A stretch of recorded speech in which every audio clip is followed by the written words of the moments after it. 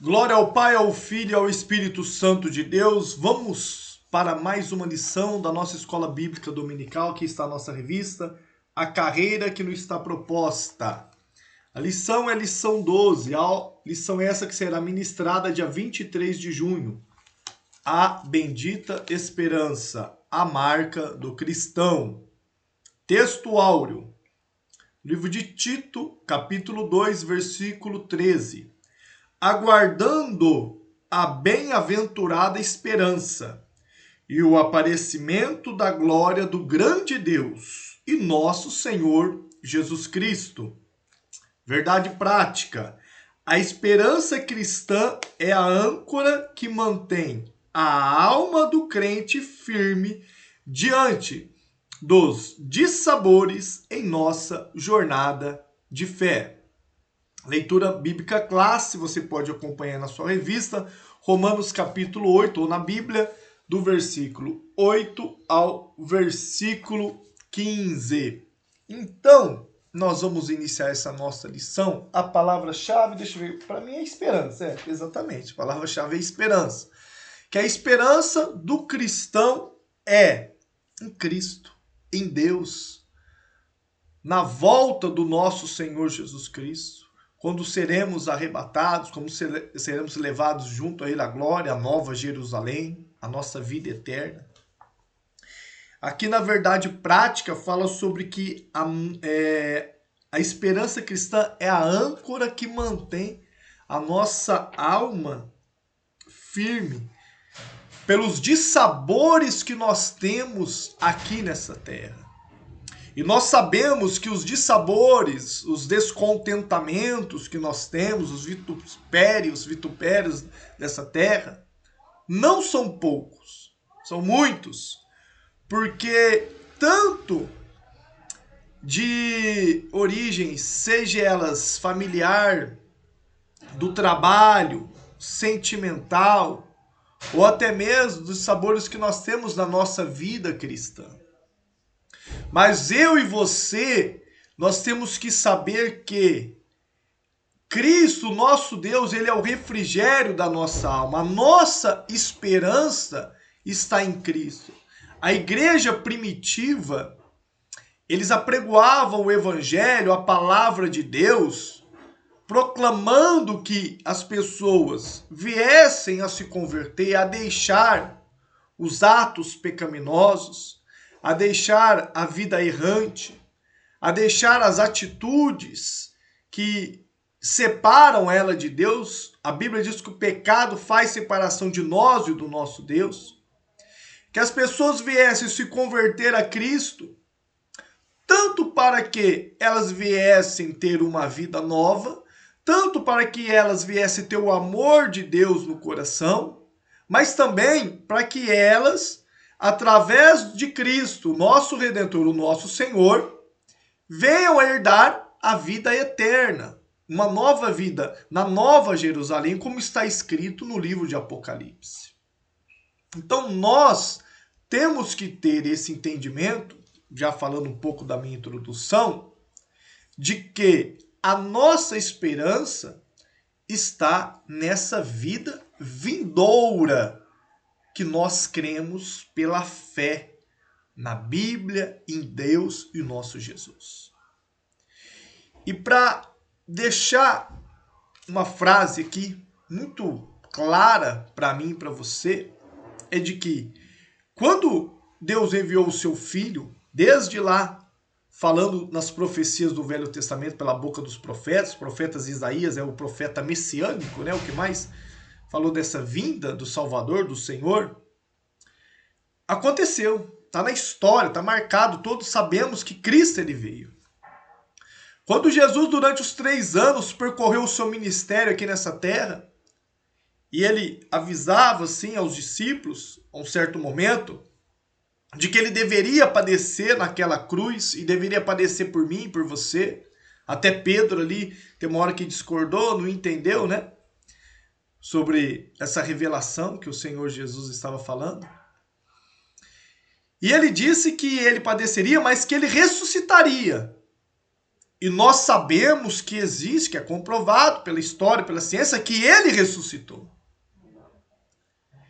E quando ele teve a sua aparição aos discípulos, a Bíblia diz que ele disse, ó, eu vou para o Pai, João 14, vou preparar um lugar para nós. Na minha casa do meu pai há muitas moradas. E a Bíblia diz que ele vai voltar. Então você tem que ter essa certeza, porque se ele disse que vai voltar, é porque ele vai voltar.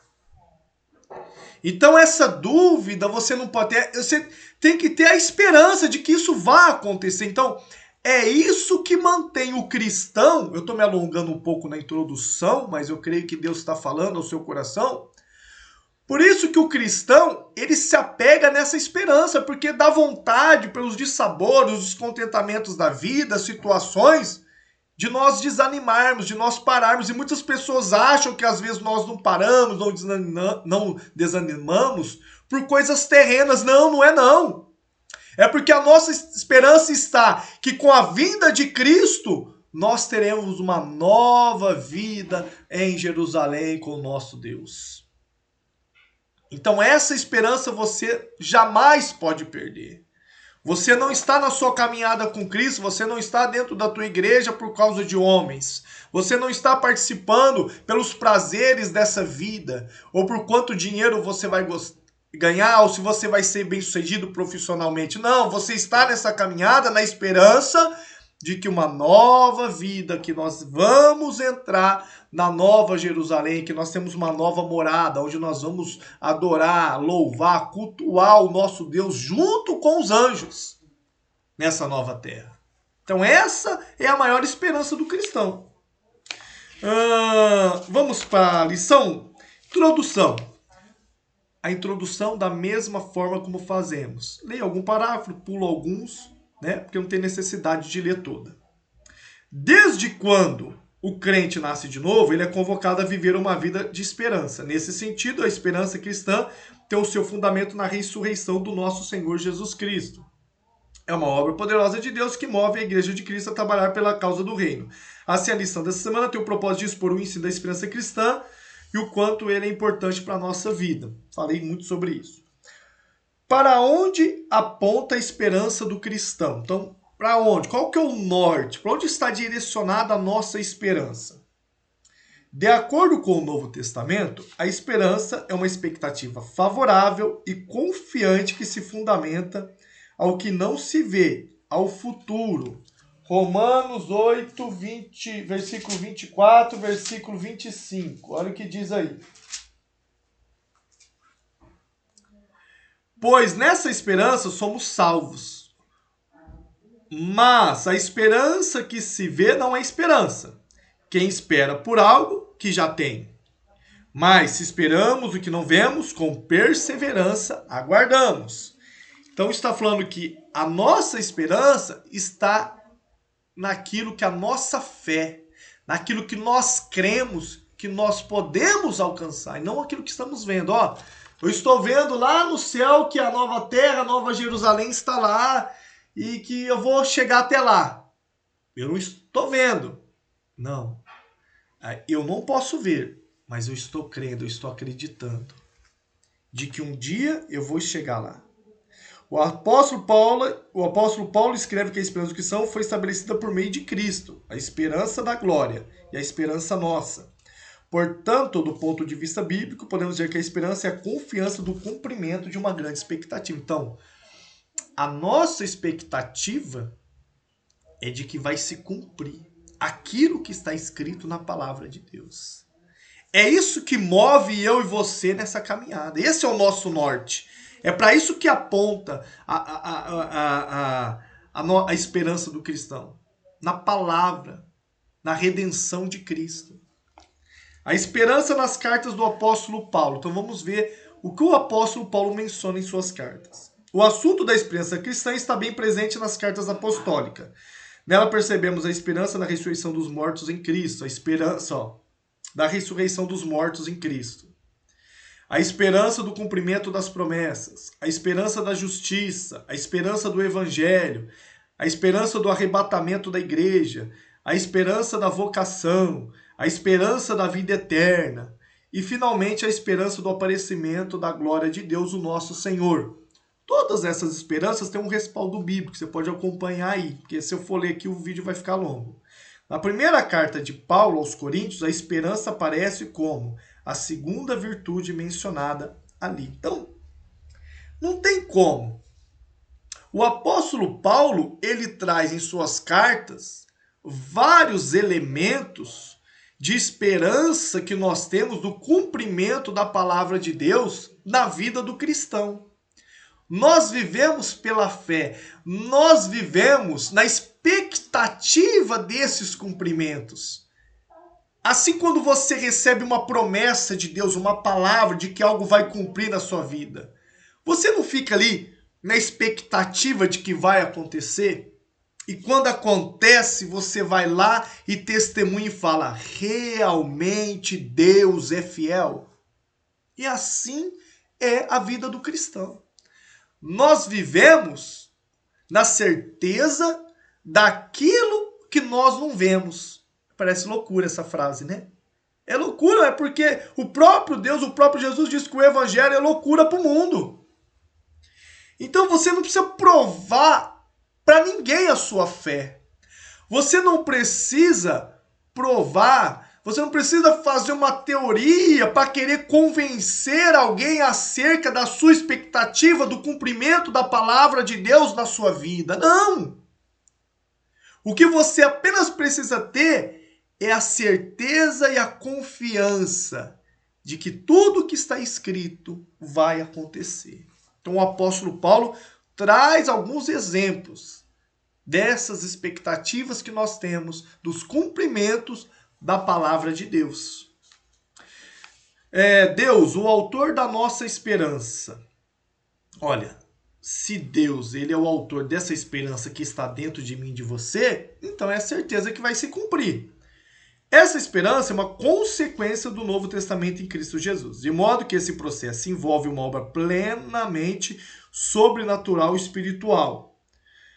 1 Pedro 1,23. Por isso, Deus é o autor da nossa esperança, conforme o apóstolo Paulo mostra em sua carta a Romanos 15,13. Vamos ler Romanos 15,13? Então vamos ver o que fala aqui. Versículo chave, né? Ora, o Deus de esperança vos encha de todo gozo e paz na vossa crença, para que abundeis na esperança pelo poder do Espírito Santo. Então, o Deus da esperança que nos enche dessa expectativa, desse gozo, dessa alegria de que vai acontecer. Logo, por meio dessa viva esperança, estamos prontos para suportar perseverantemente todos os dissabores ao longo da nossa jornada. Ora, a nossa fé tem sido provada pela história por meio das perseguições cruéis e muitos outros desafios que sempre nos testaram. Entretanto, a Igreja de Cristo nunca sucumbiu a eles. Sempre prosperou, floresceu por causa de uma esperança gloriosa, que nunca puderam tirar de nós, a confiança na vida eterna com Deus. Atos 20:14, vamos ler? Atos 20:14, olha o que diz. 20:24, perdão. Mas em nada tenho a minha vida por preciosa, contanto que cumpra com alegria a minha carreira e o ministério que recebi do Senhor Jesus, para dar testemunho do Evangelho e da graça de Deus. Então Deus, ele é o autor dessa esperança que está em nós. Então ele vem a superabundar a alegria e gozo dessa expectativa que nós temos. Então eu e você, nós temos que entender que essa esperança que está dentro de mim e dentro de você, ela provém de Deus. Ela provém do Espírito de Deus. O que eu tenho que pedir a Deus? A manutenção disso. Pedir, Deus, não deixa eu duvidar. Deus, não deixa eu, com os problemas, com as situações dessa vida que todos nós temos, como eu falei na introdução, deixar de crer, deixar de esperar. Manter a minha fé em ti, manter a minha fé nas suas promessas, manter a minha fé de que eu tenho que cumprir o meu ministério nessa terra, porque há algo maior para mim após a minha passagem nessa terra. Então, Deus é que introduziu em mim e você essa esperança. Então, você tem que ter consciência disso. Agora, cabe a mim e você ter que manter ela, fazer uma manutenção sobre isso. Segundo tópico, a perspectiva escatológica da esperança cristã. Então já vamos entrar aí sobre algo futuro, sobre a escatologia. Qual que é a perspectiva nossa de algo vindouro? A Bíblia focaliza o futuro. A história da criação se inicia com Deus. O primeiro livro da Bíblia, Gênesis, nos revela isso. Infelizmente, ao se desdobrar os acontecimentos do início de Gênesis, o pecado provocou a desarmonia da criação. Nós sabemos disso. Que Adão foi feito à imagem de Deus. E após isso, o homem, o ser humano, ele perdeu toda esse algo que ele poderia desfrutar.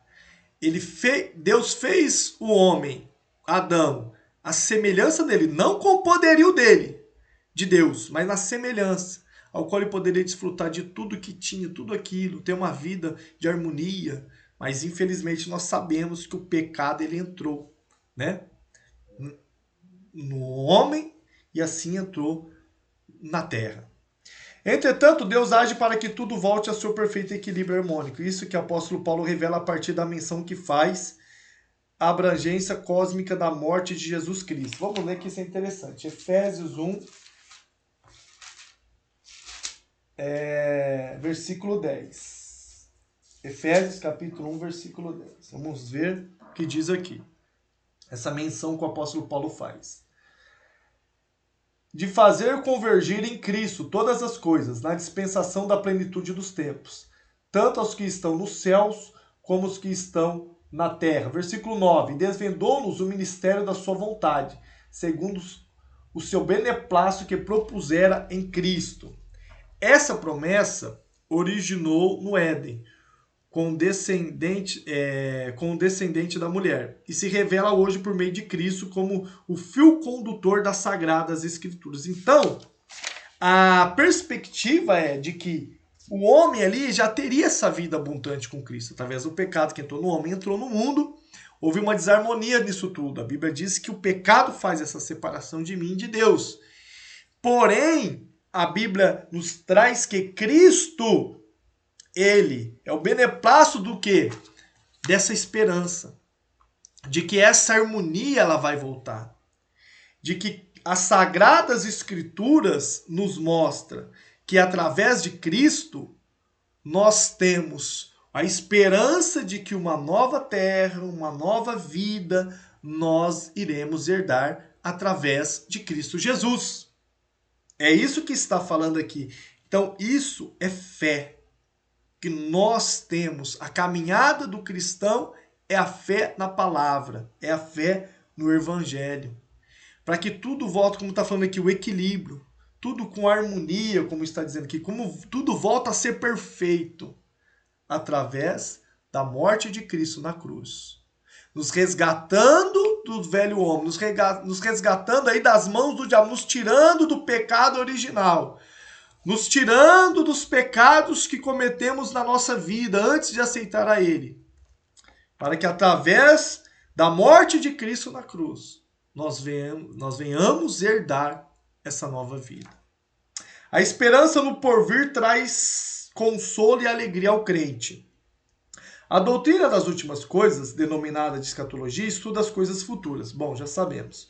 Muitos vivem com medo do futuro, que pode acontecer com eles, tal. Deixa eu pular. Nesse aspecto, o que a palavra de Deus diz a respeito do que nos guarda na eternidade com Cristo é glorioso e incomparável. Assim, a Bíblia é um livro de profecia que produz alegria e consolo a consolação do crente. Encontramos em Deus soberano que governa nossas vidas e age a favor do seu povo.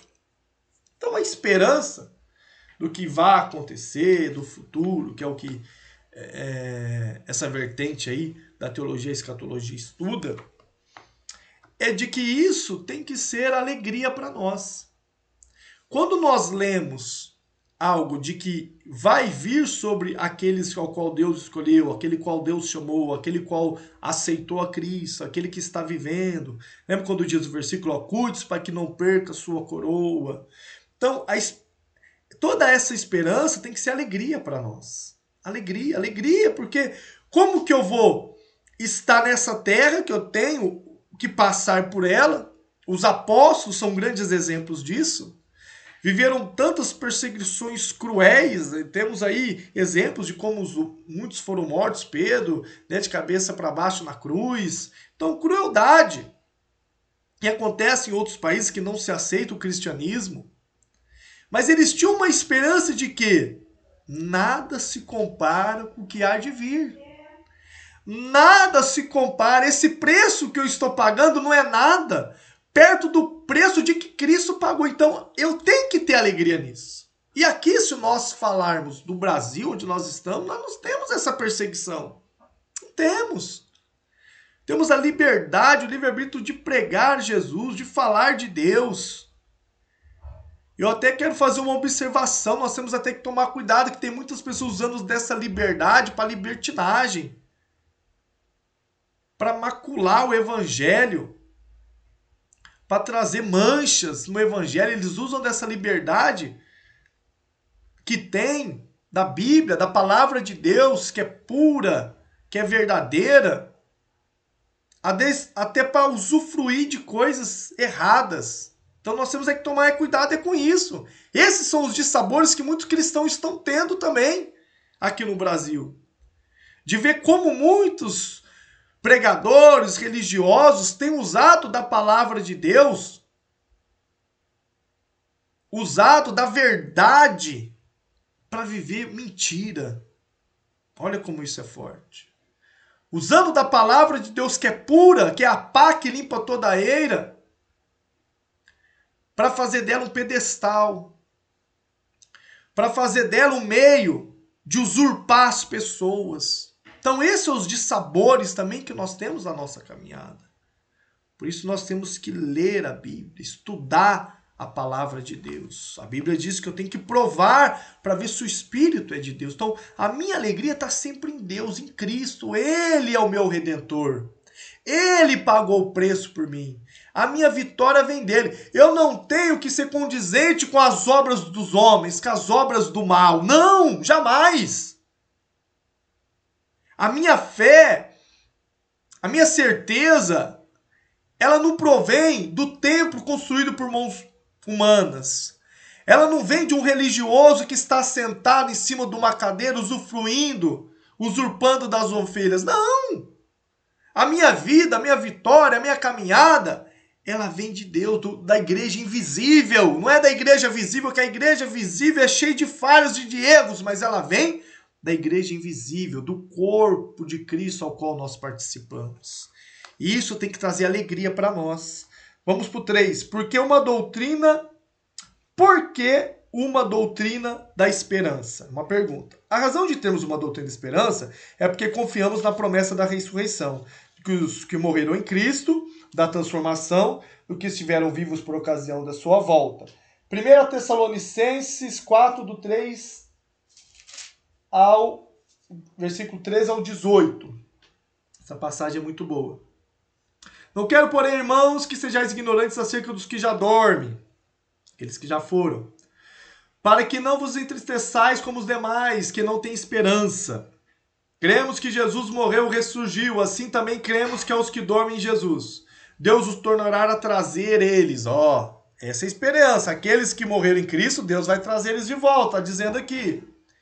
Diz-vos isso pela palavra do Senhor, que nós, o que ficarmos vivos para a vinda do Senhor, não precederemos os que dormem, pois o mesmo Senhor descerá do céu com grande bradão, um grande brado, a voz do arcanjo ao som da trombeta de Deus. E os que morreram em Cristo ressurgirão primeiro. Então, para aqueles que estiverem aqui na segunda vinda do Senhor, a Bíblia diz que com o trovejar eles subirão dos sepulcros, eles vão ressurgir.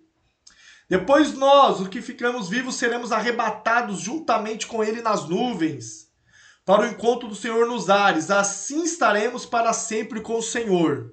Portanto, consolar-vos uns aos outros com essa palavra. Então, é um consolo que Deus dá para mim e para você, para aqueles que já dormiram, que já foram em Cristo, que nós estaremos juntos lá no arrebatamento, no céu com o nosso Deus. E lembra o que foi dito. Se ele diz que isso vai acontecer, é porque vai acontecer. Então, por que nós temos essa esperança? Por causa disso. Para nós o quê? Não desanimar. porque nós vamos alcançar essas tais promessas. Último tópico 3, a esperança cristã como âncora da alma. Nossa esperança como âncora. Podemos descrever a âncora como uma pesada peça de ferro. Nós sabemos a âncora que é usada muito nas navegações. Presa a uma corrente grossa e lançada ao fundo do mar. Mantém um navio parado. O escritor aos Hebreus descreve a esperança cristã como âncora de alma segura e firme. Durante a jornada com Cristo, ela representa tudo que sustenta a estabilidade da alma do crente. Tranquilo. Até usado aqui no sentido figurado de uma âncora, que isso é que faz com que nós ficamos presos ali, né? Com a certeza de que durante a nossa jornada aqui na Terra, de que há de se cumprir os propósitos de Deus na nossa vida, tá? É por isso que usa esse exemplo de uma âncora. Por que a esperança do crente é a melhor? É uma pergunta, vamos ver? Nessa esperança que traz certeza à alma do salvo, não pode ser comparada com a esperança dos ímpios. O apóstolo Paulo afirma que, sem Cristo, não há esperança para o ser humano, Efésios 2,12. Dessa forma, trata-se de uma esperança vã. Por consequência, há diversas esperanças presentes na cultura humana. Por exemplo, as religiões que expressam sua esperança em uma histórica cíclica, como no hinduísmo, em que a vida é vista de acordo com o ciclo do nascimento, morte e reencarnação. Outros povos buscam pautar a sua esperança em astrologia, quiromancia, dentre várias práticas pagãs que a Bíblia proíbe. Na política. Muitos. Em síntese, podemos dizer que toda esperança fora de Cristo é vazia, sem sentido. Já a esperança em Cristo é consoladora e comprovável. Bom, nós sabemos que só há salvação em Cristo Jesus. Para nós que somos cristãos, que cremos no Deus de Abraão, de Isaac, de Jacó, que nós cremos no Filho dele em Jesus Cristo, a nossa esperança está nele. Tem muitas pessoas que às vezes elas não compreendem isso. Essa esperança, o amor de Deus por mim e por você. Tem pessoas que às vezes falam assim, pô, mas você espera algo de alguém? Você espera algo de uma pessoa? Não, porque a minha esperança ela está em Deus.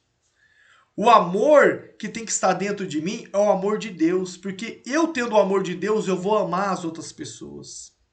Eu vou entender as outras pessoas. Eu vou compreender as outras pessoas. Por isso que a Bíblia diz que o amor ele tudo suporta. Então, aquele que está firmado como uma âncora na palavra de Deus, no amor de Cristo, ele não desanima.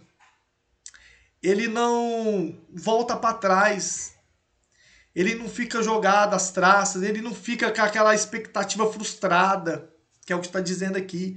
Que muitas dessas religiões cíclicas, né, nasce, morre, reencarna, até o aperfeiçoamento da pessoa, tal, que é um ciclo, o espiritismo também acredita nisso. Ah, não, é um karma que a pessoa tem que passar, que ela tem que viver, é uma fase da vida. Não.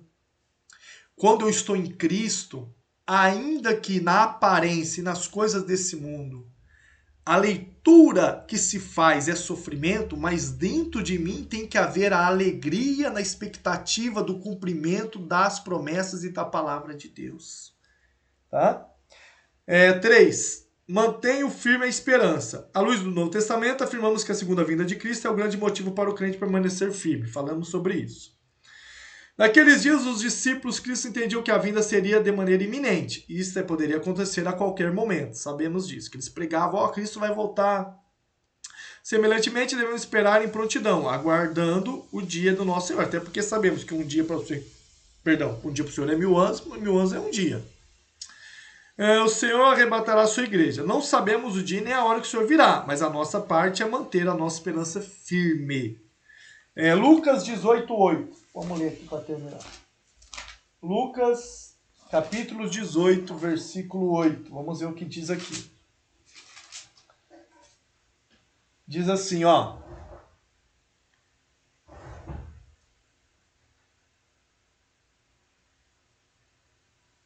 Digo-vos que depressa lhes fará justiça. Quando, porém, vier o Filho do Homem, achará fé na terra? Tem que achar, lembra? A nossa fé é que nos motiva a crer em tudo isso. Conclusão, lutas, sabores, provações, morte, entre outras coisas, o salvo em Cristo poderá enfrentar tudo isso firmado na esperança da verdade de Cristo. A história testemunhou que o cristianismo cresceu e prosperou porque os cristãos entenderam que essa vida é provisória. sendo apenas uma parte de um todo muito maior, a eternidade com Cristo. Portanto, mantenhamos firme a confissão da nossa esperança, pois o que prometeu é fiel. Hebreus 10, 23 fala sobre isso. Então, mantendo firme a nossa fé de que tudo que acontece, há algo maior que está nos esperando. É difícil. É um processo. Muitas das vezes não é tão simples assim como se fala a prática. Por isso temos que nos alimentar. Temos que fazer a manutenção da nossa fé, a manutenção da nossa crença, a manutenção da nossa expectativa, da esperança de que aquilo que há de vir para nós será maior do que nós vivemos hoje. Essa é a lição 12 que será ministrada no dia 23. Um grande abraço, meus irmãos. Deixa o like, se inscreve aí. Deus abençoe a todos em nome de Jesus.